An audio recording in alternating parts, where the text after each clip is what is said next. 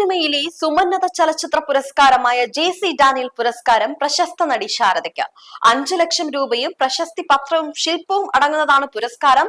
ജനുവരി 25-ന് മുഖ്യമന്ത്രി പുരസ്കാരം കൈമാറും. കേരള സർക്കാരിന്റെ പരമോന്നത ചലച്ചിത്ര പുരസ്കാരം ലഭിക്കുന്ന 32ാമത്തെ പ്രതിഭയാണ് പ്രശസ്ത നടി ശാരദ.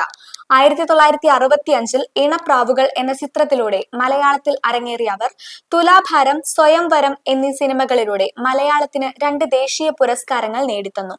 1977-ൽ നിമഞ്ജനം എന്ന തെലുങ്ക് ചിത്രത്തിലൂടെ 3ാം തവണയും മികച്ച നടിക്കുള്ള ദേശീയ അംഗീകാരം അവർ കരസ്ഥമാക്കി. സരസ്വതി ദേവി എന്ന പേരിൽ ആന്ധ്രാപ്രദേശിൽ ജനിച്ച അവർ സിനിമയിൽ എത്തിയപ്പോഴാണ് ശാരദ എന്ന പേര് സ്വീകരിച്ചത്. മുറപ്പെണ്ണ്, ഇരുട്ടിന്റെ ആത്മാവ്, ത്രിവേണി തുടങ്ങിയ ചിത്രങ്ങളിലൂടെ 60കളിലെയും 70കളിലെയും മലയാളി സ്ത്രീകളുടെ സഹനങ്ങളെയും പോരാട്ടങ്ങളെയും ശാരദ തിരശീലയിൽ അനശ്വരമാക്കി.